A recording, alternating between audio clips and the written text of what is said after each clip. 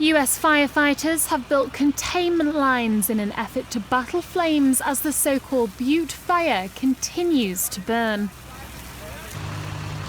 Firefighters are battling 13 active fires in California, including the over 65,000-acre Butte fire, which was only 20% contained on Sunday. In Lake County, north of San Francisco, the 40,000-acre Valley fire was 0% contained.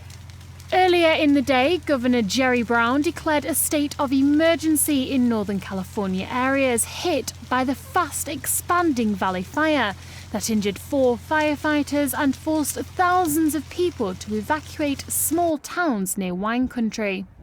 Governor Brown previously declared an emergency in rural Amador where the Butte fire began and has destroyed 86 homes and also forced the evacuation of thousands of residents. Some 3,500 more people were evacuated from the path of the flames from a larger blaze dubbed the Rough Fire, which is burning in Kings Canyon National Park in central California.